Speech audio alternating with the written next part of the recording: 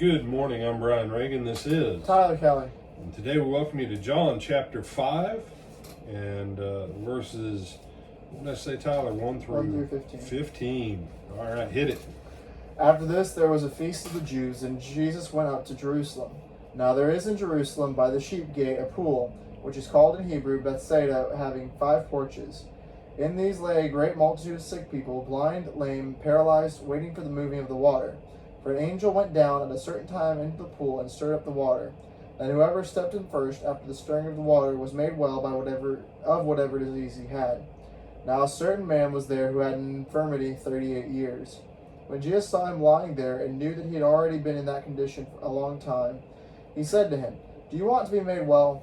The sick man answered him, "Sir, I have no man to put me into the pool when the water is stirred up, but while I am coming, another steps down before me." Jesus said to him, "Rise, take up your bed and walk." And immediately the man was made well, took up his bed and walked. And that day was the Sabbath. Was the Sabbath. The Jews therefore said to him who was cured, "It is the Sabbath, it is not lawful for you to carry your bed." He answered them, "He who made me well said to me, 'Take up your bed and walk.'" And they asked him, "Who is the man who said to you, 'Take up your bed and walk'?" But the one who was healed did not know who it was, for Jesus had withdrawn, a multitude being in that place. Afterward, Jesus found him in the temple and said to him, "See, you have been made well. Sin no more, lest the wrong thing come upon you." What? Lest the worst thing. Yes, lest the worst thing come upon you. The man departed and told the Jews that it was Jesus who had made him well. All right. So he's at. What did I say? You said wrong. Lest the wrong thing come upon you. Yeah, it definitely says worst. Yeah. Fortunately, it's on video. So. He is at Bethesda, and some of you, depending upon what translation you're using, the explanation in verses 3 and 4 has been omitted in some Bibles.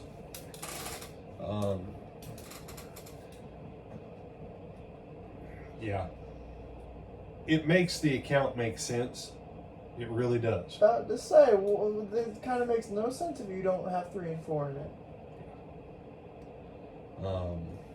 So you say, no, I'm not going to get into it. I get tired of these guys who decide that they're smarter than 1900 years of church history and vote stuff out. I just don't have time for that foolishness. For whatever reason, God, by His mercy, would send an angel down at various intervals, and whoever the first person was that was in, they got healed. I'm not going to argue the tradition, because there were people laying around hoping to be the first one in. This guy had been laying there for 38 years. You say, no, obviously probably his friends and his family came and picked him up at night and brought him back each morning and left him. Or maybe he dragged himself on his rug through the streets to go back to, I don't know. Don't know. But listen to what Jesus asks him. At the end of verse 6, Jesus says, "Do you want to be made well?"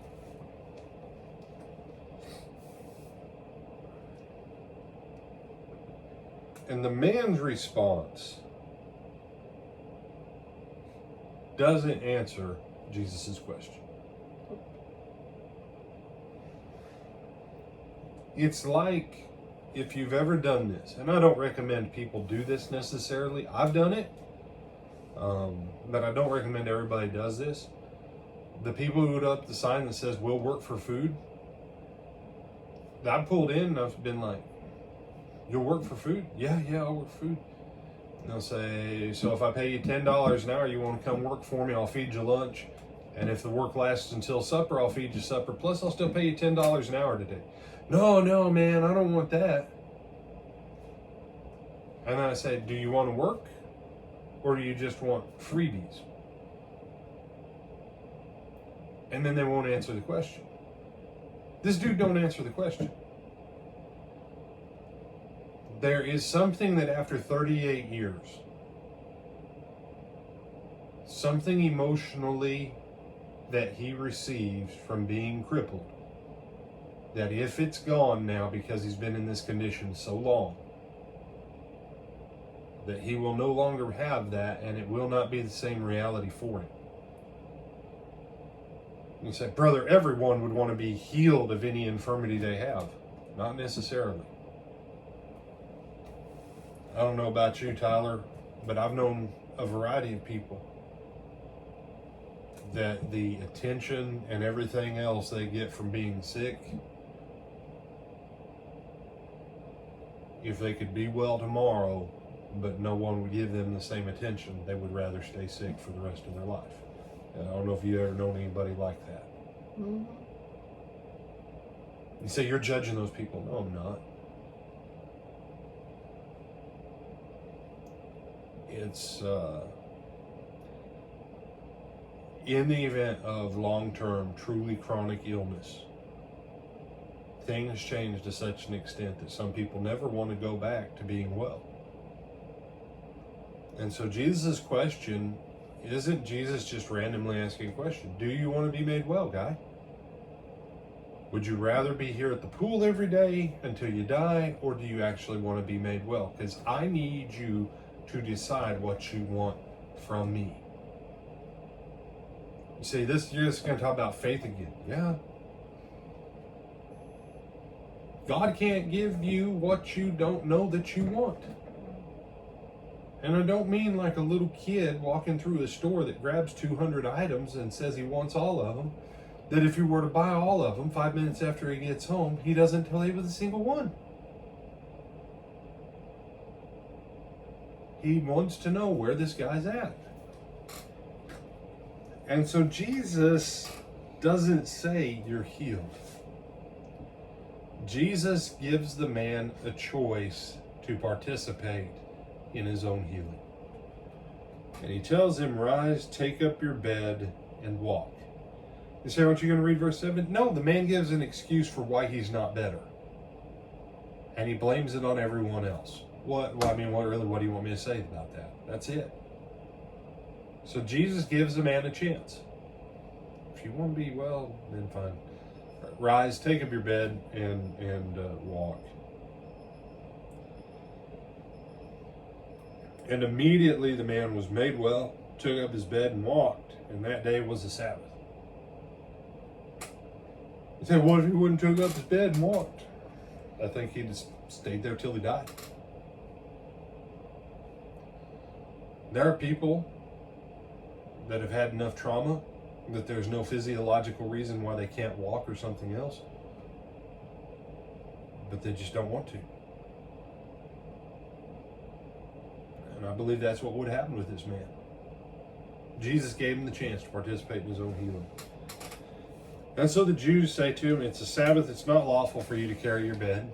Okay, fair enough. They don't know that he's been healed, and maybe they forgot he's the dude that's been laying there for 38 years. I doubt that, but maybe. And he said, he who made me well said to me, take up your bed and walk. And they asked him, who is the man who said to you, take up your bed and walk? And he said, no, I don't know. Some dude. For Jesus had withdrawn, a multitude being in that place. Here's the other great truth. Jesus didn't heal everyone everywhere he went. Maybe you're sitting there and you're saying, I remember one time we went to a thing and they prayed for people's healing and only one person got healed. And there were 9 other people who needed it worse than that one. Jesus went to the pool of Bethesda. There were a bunch of people laying there that needed healing. Only one dude got it that day. I don't know. I don't know why. All I know is not everybody got everything from Jesus all the time, because frankly, not everybody was looking to get something in at every day. Verse 4, do you have anything you want to add about the healing aspect, Tyler? No. Of faith? Okay. Verse 14, afterwards Jesus found in the temple said, see, you've been made well. Sin no more, lest a worse thing come upon you. Remember one time we were in class and everybody, this sickness came on him because of sin. It was God's special punishment on him. Look, if you can't walk right now because you were involved in a car wreck because you're a drunk driver, don't blame God that you got behind the wheel drunk. and that you can't walk. God didn't make it so you couldn't walk so God could teach you a lesson. No, that's called the law of physics. Your body doesn't work as well on alcohol, and you shouldn't have been drunk driving. Whatever this man's sin was, it led to a situation where he was crippled for 38 years. He said, brother, what could it have been? I don't know, I don't care. Whatever it was, the desire to go back to that sin, it would appear, it seems to me that the desire to go back to that sin was in the man's heart. Because the first word Jesus speaks to him and said, look, you've been healed. Don't you dare go back to that old sin that put you in this situation in the first place. Otherwise, you will mess everything up, and that'll be the end of you, son.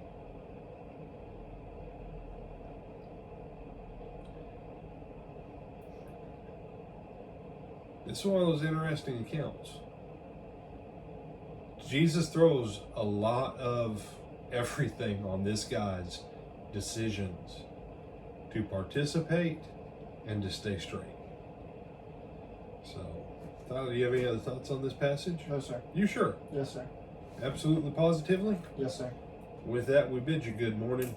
Tyler's going to say you went long on this one. I know. But it was 15 verses, Tyler. It was 15 verses. So, I'm Brian Reagan. This is Tyler Kelly. And we'll see you back at 12:30, Lord willing.